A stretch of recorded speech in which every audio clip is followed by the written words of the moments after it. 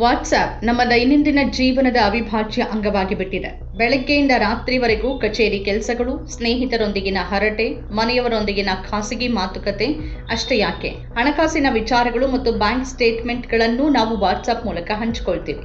ಆದರೆ ನಾವೆಲ್ಲರೂ ನಂಬಿರುವ ಈ ಎಂಡ್ ಟು ಎಂಡ್ ಎನ್ಕ್ರಿಪ್ಷನ್ ಎಂಬ ಗೌಪ್ಯತೆ ಕಾಪಾಡುವ ತಂತ್ರಜ್ಞಾನ ಕೇವಲ ಒಂದು ಕಣ್ಣೊರೆಸುವ ತಂತ್ರನ.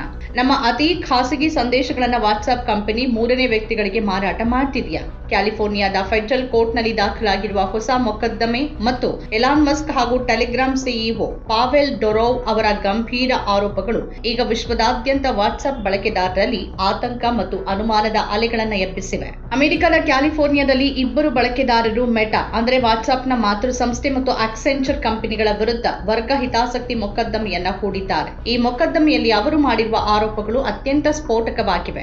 ವಾಟ್ಸ್ಆಪ್ ತನ್ನ ಬಳಕೆದಾರರ ಸಂದೇಶಗಳನ್ನ ಮಧ್ಯದಲ್ಲೇ ತಡೆಹಿಡಿದು ಅವುಗಳನ್ನ ಆಕ್ಸೆಂಚರ್ನಂತಹ ಮೂರನೇ ಸಂಸ್ಥೆಗಳಿಗೆ ಓದೋಕೆ ಮತ್ತು ಸಂಗ್ರಹಿಸಲು ಅವಕಾಶ ನೀಡುತ್ತಿದೆ ಅಂತ ದೂರಲಾಗಿದೆ. ಈ ಸುದ್ದಿ ಹೊರಬರ್ತಾ ಇದ್ದಂತೆ ಸಾಮಾಜಿಕ ಮಾಧ್ಯಮ ಎಕ್ಸ್ ಮಾಲೀಕ ಎಲಾನ್ ಮಸ್ಕ್ ಅವರು ವಾಟ್ಸ್ಆಪ್ ಅನ್ನ ನಂಬೋದಕ್ಕೆ ಸಾಧ್ಯವಿಲ್ಲ ಅಂತ ಕಟುವಾಗಿ ಪ್ರತಿಕ್ರಿಯಿಸಿದ್ದಾರೆ. ಅಷ್ಟೇ ಅಲ್ಲದೆ ಟೆಲಿಗ್ರಾಮ್ ಸಿಇಒ ಪಾವೆಲ್ ಡೊರೋವ್ ಅವರು ಇದೊಂದು ಇತಿಹಾಸದ ಅತಿದೊಡ್ಡ ಎನ್ಕ್ರಿಪ್ಷನ್ ವಂಚನೆ ಅಂತ ಬಣ್ಣಿಸಿದ್ದಾರೆ. ಈ ಆರೋಪಗಳು ನಿಜವಾಗಿದ್ರೆ ಶತಕೋಟಿ ಜನರ ಖಾಸಗಿತನ ಅಪಾಯದಲ್ಲಿದೆ ಅಂತ ಅರ್ಥ.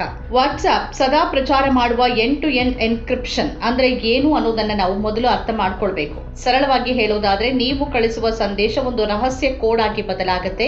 ಈ ಸಂದೇಶವನ್ನ ಕಳಿಸೋರು ಮತ್ತು ಅದನ್ನ ಸ್ವೀಕರಿಸೋರು ಮಾತ್ರ ಓದೋದಕ್ಕೆ ಸಾಧ್ಯವಿರುತ್ತೆ.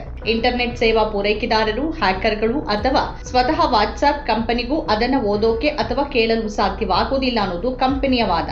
ವಾಟ್ಸ್ಆಪ್ ಇದನ್ನ ಸಿಗ್ನಲ್ ಪ್ರೋಟೋಕಾಲ್ ಎಂಬ ಸುರಕ್ಷತಾ ತಂತ್ರಜ್ಞಾನದ ಮೂಲಕ ಮಾಡ್ತಿದೆ ಅಂತ ಹೇಳ್ಕೊಳ್ಳುತ್ತೆ. ಆದರೆ ಈಗ ಸಲ್ಲಿಕೆಯಾಗಿರುವ ಮೊಕದ್ದಮೆ ಈ ವಾದವನ್ನೇ ಬುಡಮೇಲು ಮಾಡಿದೆ. ಕಂಪನಿಯ ಉದ್ಯೋಗಿಗಳು ಮತ್ತು ಗುತ್ತಿಗೆದಾರರು ಗುಟ್ಟಾಗಿ ನಿಮ್ಮ ಸಂದೇಶಗಳನ್ನು ಓದ್ತಿದ್ದಾರೆ ಅನ್ನೋದು ಅರ್ಜಿದಾರರ ಬಲವಾದ ವಾದವಾಗಿದೆ. ಈ ಇಡೀ ವಿವಾದಕ್ಕೆ ಮಾರುಕಟ್ಟೆಯ ಪೈಪೋಟಿಯ ಆಯಾಮವೂ ಇದೆ. ಎಲಾನ್ ಮಸ್ಕ್ ಮತ್ತು ಮಾರ್ಕ್ ಜುಕರ್ಬರ್ಗ್ ನಡುವಿನ ಹಗೆತನ ಬಹಳ ಹಳೆಯದ್ದು. ಜುಕರ್ಬರ್ಗ್ ಅವರು ಎಕ್ಸ್ಗೆ ಪೈಪೋಟಿ ನೀಡೋಕೆ ಥ್ರೆಡ್ಸ್ ಅಪ್ಲಿಕೇಶನ್ ಬಿಡುಗಡೆ ಮಾಡಿದಾಗಿನಿಂದ ಇಬ್ಬರ ನಡುವೆ ವಾಕ್ಸಮರ ನಡೀತಾನೆ ಇದೆ. ಈ ಹೊಸ ಮೊಕದ್ದಮೆಯನ್ನ ಬಳಸಿಕೊಂಡು ಎಲಾನ್ ಮಸ್ಕ್ ಅವರು ತಮ್ಮದೇ ಆದ ಎಕ್ಸ್ ಚಾಟ್ ಸುರಕ್ಷಿತ ಅಂತ ಪ್ರಚಾರ ಮಾಡ್ತಿದ್ದಾರೆ. ಹಾಗೇನೆ ಟೆಲಿಗ್ರಾಮ್ ಸಂಸ್ಥೆನೂ ವಾಟ್ಸ್ಆಪ್ ನ ವೈಫಲ್ಯವನ್ನ ತನ್ನ ಬೆಳವಣಿಗೆಗೆ ಬಳಸಿಕೊಳ್ತಿದೆ.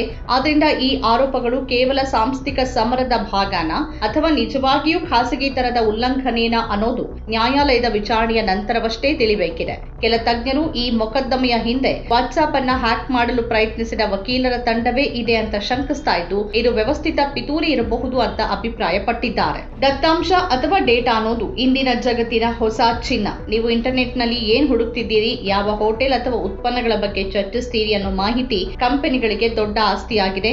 ಉದಾಹರಣೆಗೆ, ನೀವು ವಾಟ್ಸ್ಆಪ್ ನಲ್ಲಿ ಪ್ರವಾಸದ ಬಗ್ಗೆ ಮಾತಾಡಿದ್ರೆ ತಕ್ಷಣವೇ ನಿಮಗೆ ಇನ್ಸ್ಟಾಗ್ರಾಮ್ ಅಥವಾ ಫೇಸ್ಬುಕ್ ನಲ್ಲಿ ಹೋಟೆಲ್ ಮತ್ತು ವಿಮಾನದ ಟಿಕೆಟ್ಗಳ ಜಾಹೀರಾತುಗಳು ಕಾಣಿಸಿಕೊಳ್ಳೋದಕ್ಕೆ ಪ್ರಾರಂಭ ಆಗುತ್ತೆ. ಇದು ನಿಮ್ಮ ಡೇಟಾವನ್ನ ಇತರ ಸಂಸ್ಥೆಗಳೊಂದಿಗೆ ಹಂಚಿಕೊಳ್ಳುವ ಮೂಲಕ ನಿಮ್ಮನ್ನ ಒಬ್ಬ ಗ್ರಾಹಕನನ್ನಾಗಿ ಪರಿವರ್ತಿಸುವ ತಂತ್ರವಾಗಿದೆ.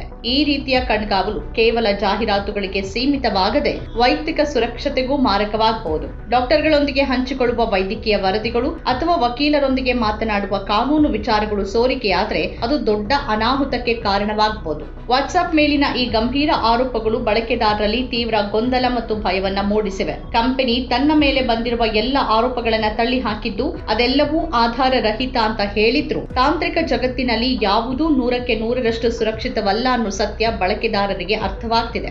ನಾವು ತಂತ್ರಜ್ಞಾನದ ಮೇಲೆ ಅತಿಯಾಗಿ ಅವಲಂಬಿತರಾಗಿರುವ ಈ ಕಾಲದಲ್ಲಿ ನಮ್ಮ ಖಾಸಗಿ ಮಾಹಿತಿ ಯಾರ ಕೈ ಸೇರ್ತಿದೆ ಅನ್ನೋದರ ಬಗ್ಗೆ ನಾವು ಹೆಚ್ಚು ಜಾಗರೂಕರಾಗಿರಬೇಕು. ಸದ್ಯಕ್ಕೆ ಈ ಪ್ರಕರಣ ನ್ಯಾಯಾಲಯದಲ್ಲಿದ್ದು, ವಾಟ್ಸ್ಆಪ್ ತನ್ನ ಎನ್ಕ್ರಿಪ್ಷನ್ ಪಾರದರ್ಶಕತೆಯನ್ನ ಸಾಬೀತುಪಡಿಸಬೇಕಾದ ಅನಿವಾರ್ಯತೆಯಲ್ಲಿದೆ.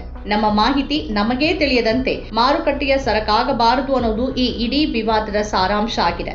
ಖಾಸಗಿತನ ಕೇವಲ ಹಕ್ಕಲ್ಲ, ಅದು ಡಿಜಿಟಲ್ ಯುಗದ ಅನಿವಾರ್ಯತೆಯೂ ಹೌದು.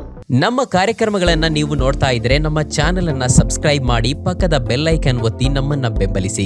ಹಾಗೆ ನಮ್ಮ ಕಾರ್ಯಕ್ರಮಗಳನ್ನ ಲೈಕ್ ಮಾಡಿ, ಕಮೆಂಟ್ ಮಾಡಿ, ಅದನ್ನ ಬೇರೆಯವರಿಗೂ ವಾಟ್ಸ್ಆಪ್ ಮೂಲಕ ಶೇರ್ ಮಾಡಿ. ನೀವು ಹೀಗೆ ಮಾಡಿದಾಗ ನಮ್ಮ ಚಾನೆಲ್ ಮತ್ತಷ್ಟು ಜನರಿಗೆ ತಲುಪಲು ನೀವು ನಮ್ಮೊಂದಿಗೆ ಸಹಕರಿಸಿದ ಹಾಗಾಗುತ್ತೆ. ಇದು ನೀವು ಯಾವುದೇ ಖರ್ಚಿಲ್ಲದೆ ಕೆಲವೇ ಸೆಕೆಂಡುಗಳಲ್ಲಿ ನೀಡಬಹುದಾದ ಸಹಕಾರ. ಧನ್ಯವಾದಗಳು.